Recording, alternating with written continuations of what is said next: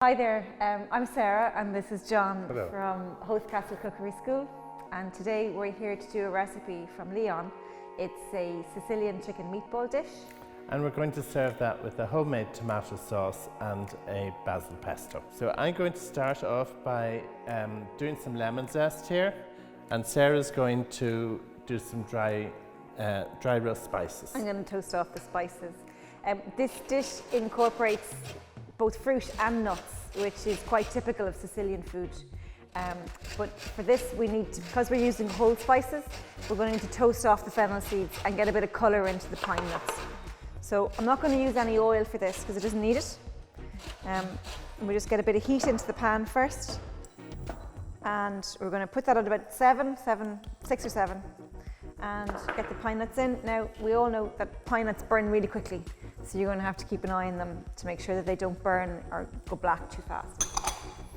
So I'm just going to finely chop the sultanas here, and then I'm going to chop up some flat leaf parsley as well. Okay, so we're using chicken thigh meat here. We've minced it up in the food processor on the pulse function. You don't want your chicken to get too mushy, really. So you want to just intermittently hit the pulse function on it because it just gives a bit of texture for the meatball. But you can buy minced chicken in most supermarkets. You could also do it with minced turkey as well. I've seen turkey in supermarkets. So the chicken is here, and into this we're going to add a little bit of stale breadcrumbs. This just binds the meat together and keeps everything together. So in with those, and then the recipe calls for a little bit of garlic for flavour and some chopped up capers as well. So that'll give a little bit more acidity to it, and will balance off with the sweetness of the sultanas that John has chopped up over there. So we'll just get these in. Our pine nuts are toasting up nicely there in the pan, and then we'll combine all of these. If the mix is a bit dry, we'll have a look at it now in a second. You can add a splash of milk or a little bit of beaten egg into it perfectly too. So I've just roughly chopped my parsley, and I have my lemon zest and sultanas, and then we're going to put in our parsley. Great. If you're unsure of the seasoning, because it's raw chicken or raw turkey you're using, you could just heat up a pan and take a very small amount of it out and pan fry it off and check it for seasoning. So I'm just going to, in the mortar and pestle, if you don't have a mortar and pestle, you could do it with a rolling pin or something at home. I'm just going to lightly crush these and give them to Sarah to pop in. Now, there we go. Right, that's it. So there's some nice colour in here. And it's a little bit distinctive, the flavours in here, because the pine nuts and the sultana and the lemon and the chilli. We have our mixture here, and just going to roll them into balls. Great. So we are going to do a homemade tomato sauce to go with the Sicilian meatballs and a nice fresh basil pesto. So I'm going to get the tomato sauce started here first off, and then when that's cooking out, John can get started with the chicken meatballs and show you how to do those, and then we can go back and do the basil pesto straight after that. Yeah? Perfect. Great. Okay, so I have my pan on a moderately hot gas or electric, and I'm just putting a splash of olive oil. So they stay together quite well, John. They're lovely. They didn't fall apart. They formed yeah. really well.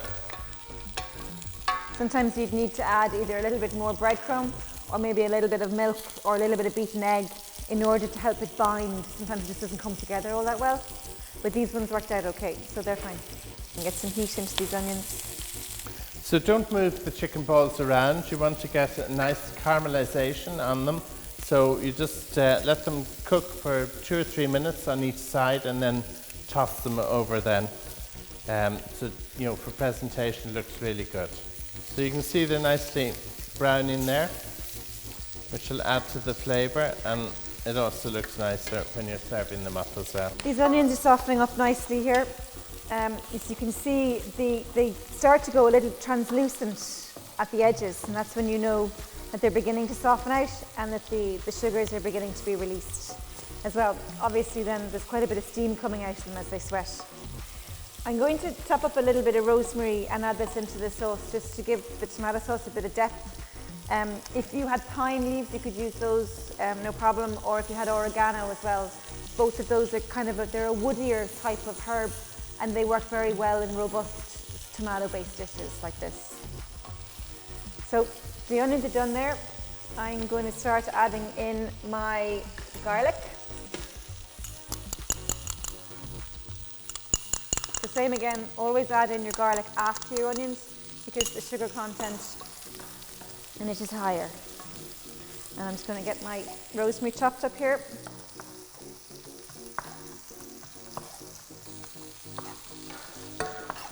So finely chop the rosemary. It's quite a strong herb, so you don't want to use too much of it. Great. So just give that a little bit of a stir, and then we'll get the rest of the things in.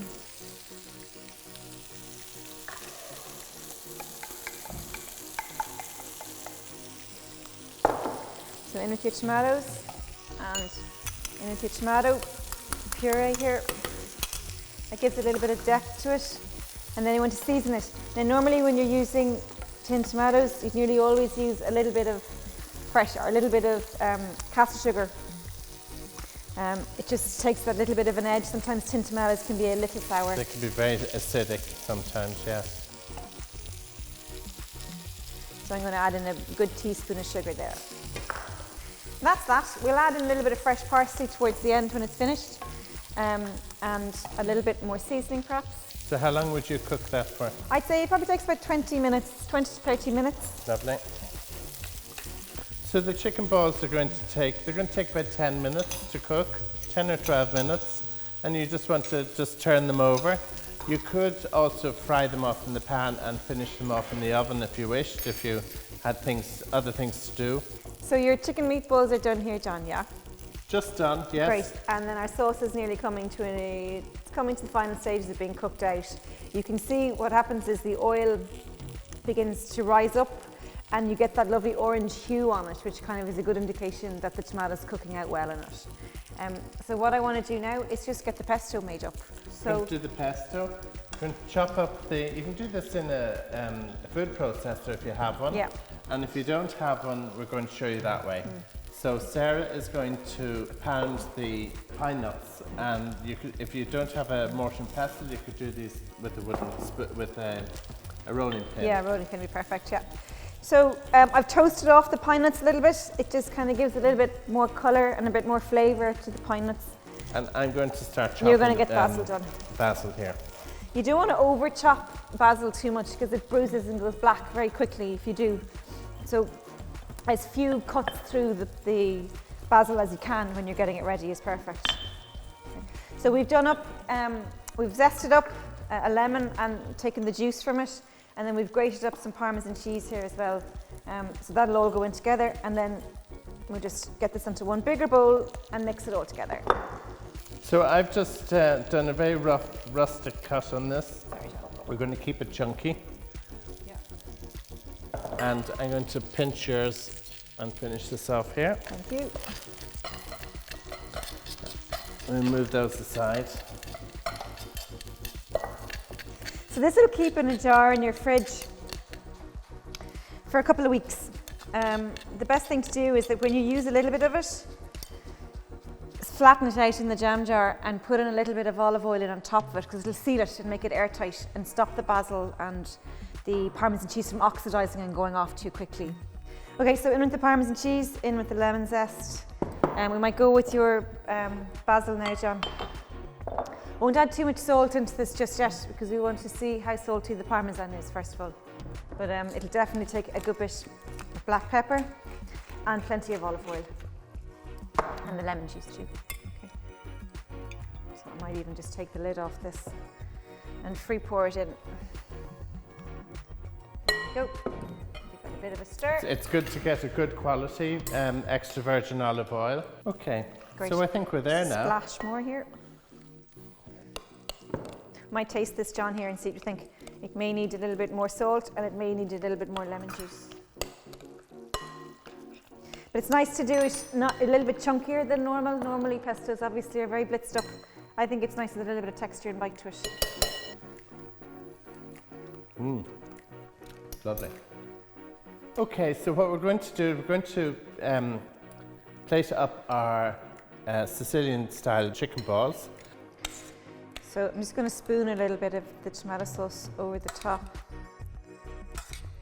of the meatballs like that. And then we might serve a little bit more on the side. Okay. And then there's some nice parmesan here. We'll go with that over the top. And your pesto, great. And then we have our pesto.